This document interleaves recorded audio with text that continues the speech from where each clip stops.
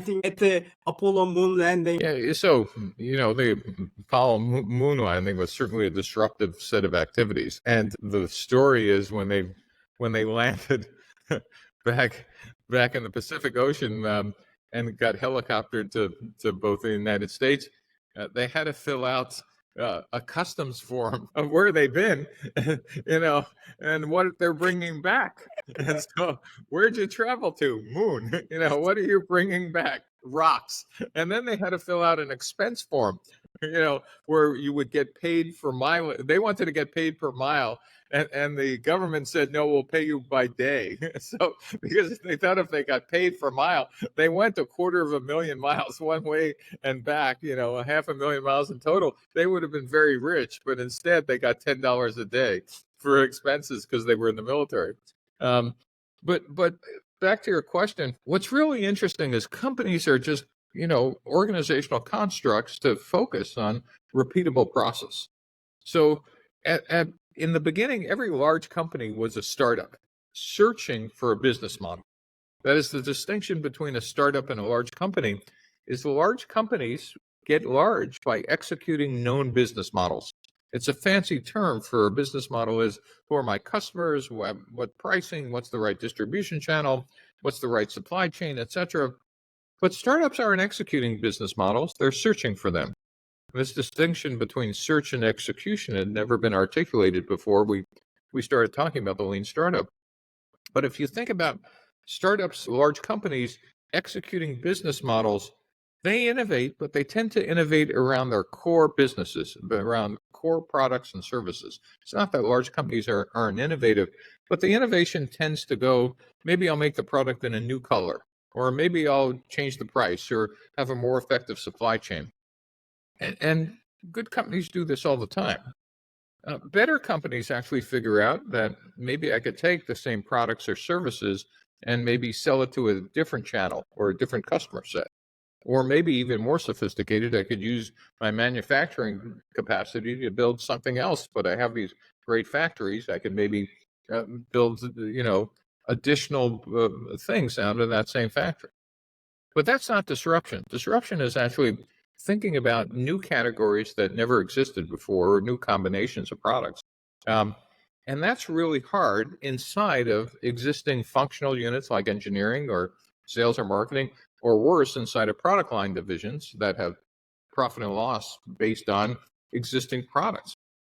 And smart companies have figured out that, and this started with Clayton Christensen when he wrote not only The Innovator's Dilemma, The Innovator's Solution, is that you really need to keep disruptive organizations at first outside of the mainstream of the organization, because those people operate not only with different ideas, but different culture, different speed, and more importantly, different approaches to risk. You need those risks you take to be essentially fail safe, meaning you don't want to destroy your core business with an experiment. But in the disruptive organization, you want the experiments and the culture to be safe to fail. That is, you want to be able to say, well, that didn't work and we didn't damage a business. And the best example of this is SpaceX. SpaceX today is launching rockets on an operational cadence from 3 launch pads about every 3.5 days. Over 100 rockets a year will go up this year. And so that is operational excellence. They do not run experiments, at least on a big scale, on those rockets. That Falcon 9, there is a crew that knows how to wheel it out, plug it in, launch it, check it out, etc. But there's another group in Texas that's building something incredibly disruptive at SpaceX called Starship.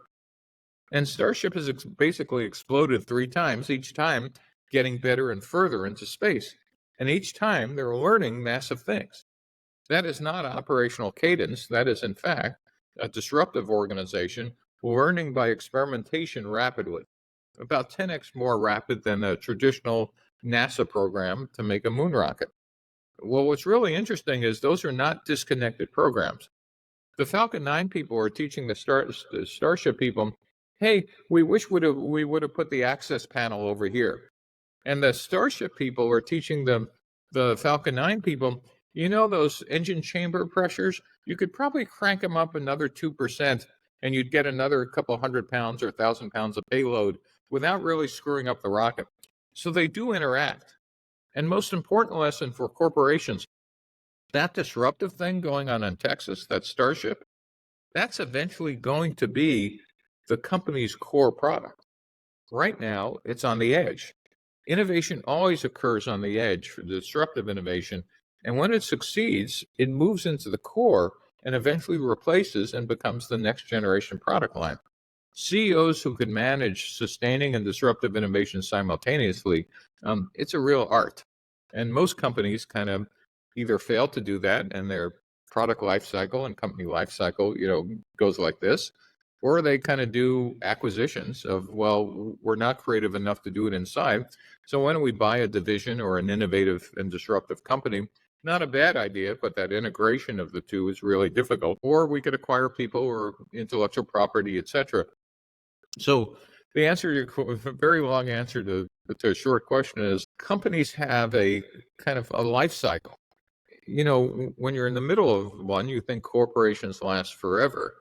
Most corporations, at least nowadays, maybe last 15 to 20 years. The outliers maybe last 50.